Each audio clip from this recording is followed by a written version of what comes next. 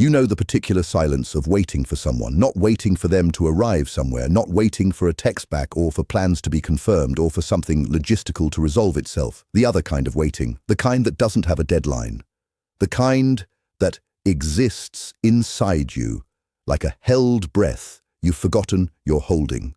Present in every ordinary moment, underneath everything else you're doing, underneath the conversations and the work and the small daily business of a life that continues moving forward, even when your heart is standing very still. You know that silence. You've been living inside it, maybe for weeks, maybe for longer than that. And in that silence, you've been doing what all perceptive, emotionally aware people do when they're carrying something heavy and uncertain. You've been watching for signs, reading the small signals, noticing the things that might mean something and trying, with varying success, not to read too much into them. Last night, while you were doing whatever you do in the hours when the world goes quiet and the careful management of your own feelings gets harder, something happened, somewhere, in a room you weren't in, with no audience, no performance, no carefully managed presentation of how they're doing.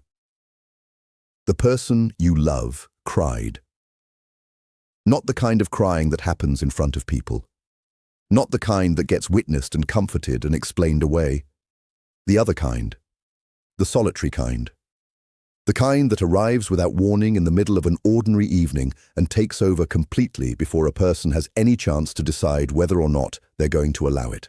Carl Jung wrote that there is no coming to consciousness without pain. He wasn't speaking abstractly. He was speaking about exactly this, the specific, unavoidable moment when something a person has been carefully not knowing finally refuses to stay unknown. When the truth they've been managing, organizing, reframing, rationalizing, keeping at a safe emotional distance, crosses some invisible threshold and becomes impossible to hold at arm's length anymore. That moment arrived for the person you love last night, and I want to tell you what it means, not in a vague, reassuring way, not in the way that simply tells you what you want to hear, in the real way, the honest, psychologically truthful way that actually changes something in how you understand this situation and how you understand yourself inside it. Let me begin with something Jung understood that most people spend their entire lives never fully grasping. The human psyche is not organized the way we think it is. We like to believe that we know ourselves, that we have access to our own feelings, that we understand our own motivations, that our inner experience is more or less transparent to our own awareness. We like to believe that if we felt something strongly enough, we would know it. Jung spent decades demonstrating that this is almost never true, that the most powerful things happening inside us are almost always happening beneath conscious awareness. In the layer he called the unconscious, not the shallow unconscious of repressed memories, but something deeper. The part of the psyche that processes emotional experience before the conscious mind has any access to it, the part that knows things the ego is still arguing about. And one of the most important things he observed in his decades of clinical work was this: we do not avoid the truths that are unimportant to us. We only avoid the truths that matter most. The things we haven't let ourselves know, the feelings we've been managing from a careful distance, the realizations we've been approaching and retreating from, the truths we've been orbiting without landing. Those are not the small things. Those are the ones that would change everything. Those are the ones the ego correctly identifies as dangerous, because they are. They're dangerous to the comfortable arrangements we've made, dangerous to the stories we've been telling ourselves, dangerous to the controlled, manageable version of our emotional life that lets us function without being overwhelmed. The person you love has been managing something about you, about what they feel, about what this connection is, about what they actually want, from exactly that kind of careful distance. Not because they don't care. The distance itself is evidence that they care. We don't work this hard to manage something that doesn't matter. We don't build careful emotional architecture around feelings that are simple or unimportant. The sophistication of the avoidance is always in direct proportion to the power of what's being avoided. Last night, that architecture gave way. I want to tell you what that moment actually feels like, because I think it will help you understand what happened and why the tears that came with it were not a sign of weakness or sadness in the ordinary sense, but something much more significant. You're going through an evening that has been, on the surface, completely unremarkable. You're doing ordinary things, your mind is moving through its normal channels, and then, without warning, without a particular trigger you can identify, without anything obviously changing, something shifts. A thought arrives, or a memory, or a feeling that seems to come from nowhere and everywhere at once, rising up from somewhere below, conscious thought with a weight and a clarity that the mind can't immediately process. And in that moment, you know something you've been not knowing. The way you suddenly know you're cold when you've been cold for so long, you'd stopped registering it. The way you know you're exhausted when you finally lie down after days of running on adrenaline. The knowledge was always there, but something in the body's management system was holding it at a distance. And then, for reasons that often can't be identified, it stops holding. What rushed through the person you loved last night wasn't a new feeling, it was an old one, a feeling that has been present for longer than they've admitted, to themselves, possibly to anyone, arriving with the particular force of something that has been held back for a significant amount of time.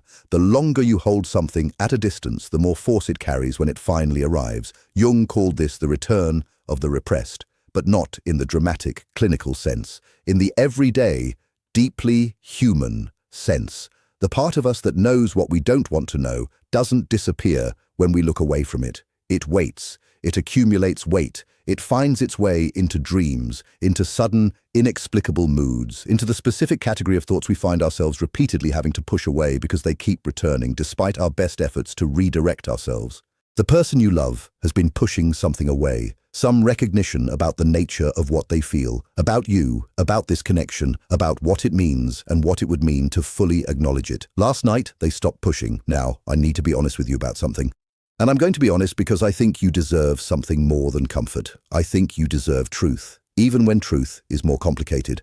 There is more than one kind of crying that happens in solitude, more than one truth that a person might finally stop avoiding. Some of the tears that fall alone at night are tears of longing, of finally admitting to oneself the full depth of feeling for someone, feeling that had been managed and minimized and carefully not named, and allowing that admission to be what it is, overwhelming, real, impossible to rationalize away.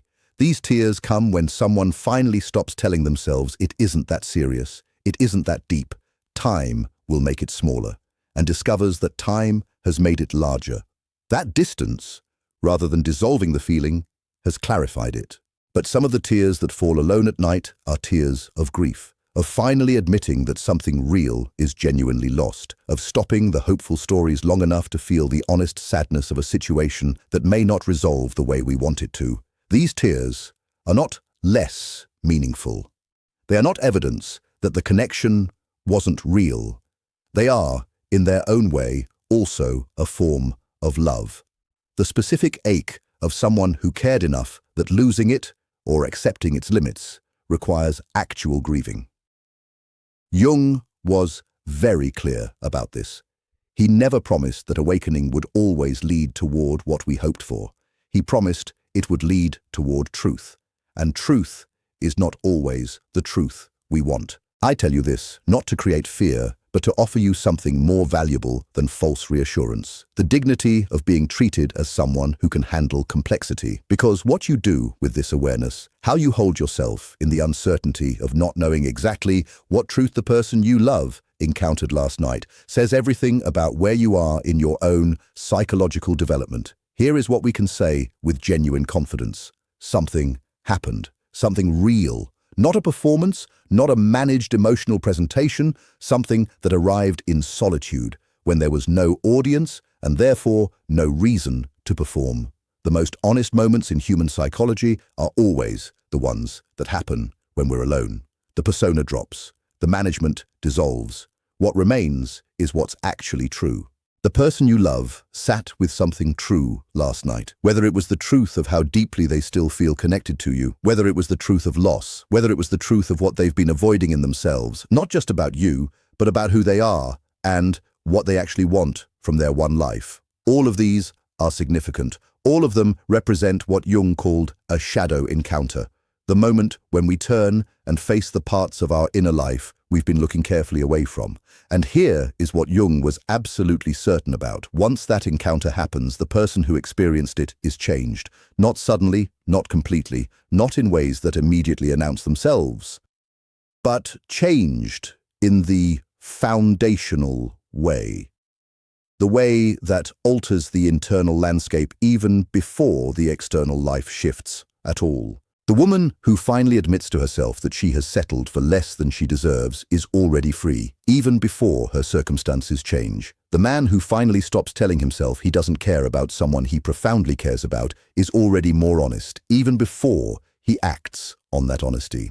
The person who cries alone in the dark because they can no longer maintain the comfortable fiction they've been living inside has already crossed a threshold that cannot be uncrossed.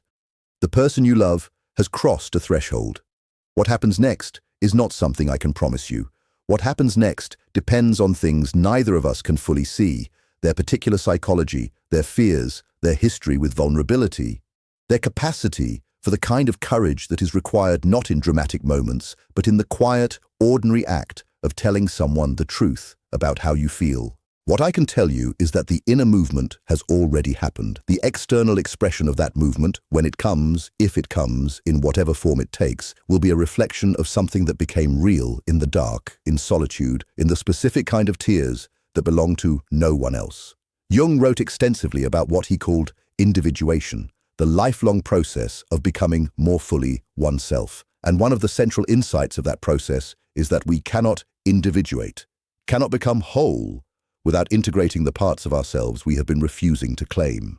For many people, what they refuse to claim is vulnerability, the capacity to need someone, the willingness to be genuinely moved by another person, not in the carefully managed way, not in the way that keeps an exit always accessible, but in the real way. The way that says, this person matters to me. What happens between us matters. I am not indifferent to this. I have been telling myself I am, but I am not. The refusal of vulnerability is one of the most common forms of self-protection in modern emotional life. It is dressed up in the language of independence, of not needing anyone, of having moved on, of being fine. But Jung was ruthless in his clarity about what this kind of protection actually costs. It costs us our own emotional aliveness. The defended heart stays safe, but it also stays, in a specific and significant way, asleep. When a person finally allows themselves to be genuinely moved, when they stop managing the feeling and simply feel it in the full, overwhelming reality of it, they wake up. And waking up, while not always comfortable, is always more real than the alternative. The tears your person cried last night were waking up tears, evidence of a psyche that stopped sleeping in the middle of something that deserved to be felt. Now, I want to speak to you, not to them, to you. Because in all of this, in all the wondering about what they're feeling and what they might do and what last night might mean for whatever exists between you, there is a version of this story where you lose yourself, where you become so focused on their inner transformation that you forget the transformation that is simultaneously being asked of you.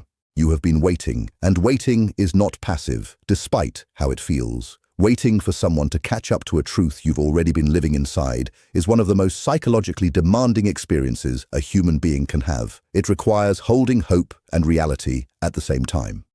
It requires staying open without becoming dependent on a particular outcome. It requires knowing what you feel while refusing to let what you feel make all your decisions for you. Jung would say that the situation you are in right now is not only about them. It is about you. It is about what this period of uncertainty is asking you to develop in yourself, the specific psychological capacities that cannot be developed in easy circumstances. Patience that isn't passivity. Hope that isn't illusion. Love that doesn't require immediate reciprocation to remain genuine.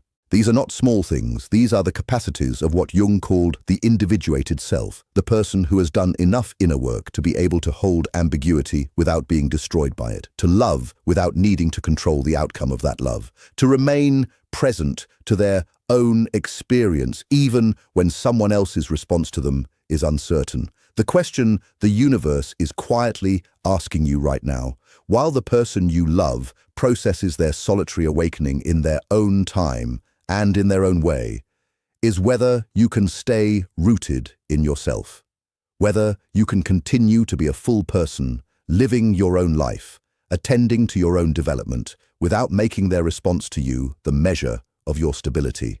This is harder than it sounds. When we love someone and we're uncertain about where we stand, the temptation is to orbit them, to make their inner state the primary reference point for our own, to feel okay when they seem close and unmoored when they seem distant, to interpret every small signal as either confirmation or rejection and build our emotional life around those interpretations. Jung called this kind of dynamic unconscious participation, the loss of our own center in the emotional gravity of another person. And while it is understandable and deeply human, it is also the thing most likely to sabotage the very connection we're trying to protect. Because the version of yourself that is most capable of being genuinely loved is the version that is most fully present to her own life. Not performing indifference, not pretending you don't care, not manufacturing distance as a strategy, but genuinely being, showing up to your own existence, tending to your own growth, remaining interested in and committed to the full texture of your own inner life. Even while you hold space for the possibility of something more. There is a particular passage in Jung's writing that I come back to when I think about this specific kind of human experience. The experience of loving someone who has not yet been able to fully meet you in that love. He wrote that the meeting of two personalities is like the contact of two chemical substances. If there is any reaction, both are transformed. Not one of them, both.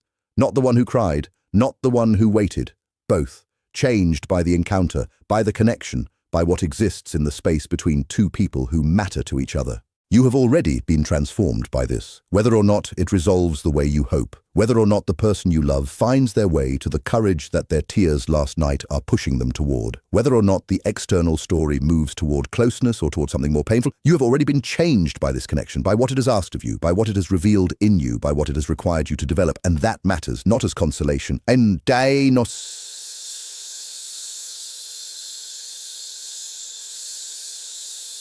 offering you consolation as truth.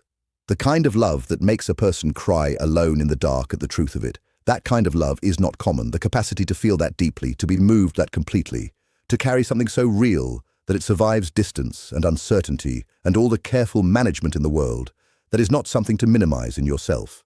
That is something to recognize. You feel this fully. That is not a vulnerability. That is a form of psychological health that many people spend their entire lives trying to develop and never quite reach. Last night, the person you love finally stopped arguing with their own heart. In the silence of a room, no one else could enter, with no performance required and no face to maintain. Something in them finally said, "This is real.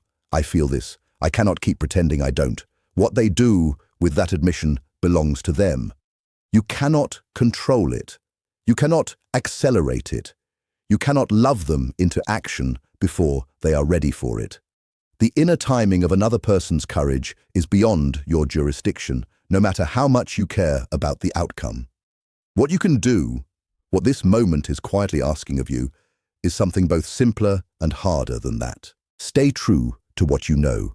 Stay rooted in your own reality. Stay curious about your own inner life and committed to your own growth, even while you hold space for what might still unfold between you. Don't make yourself smaller in the waiting. Don't harden yourself against the feeling in an attempt to protect yourself from uncertainty. Don't decide the outcome before it's arrived.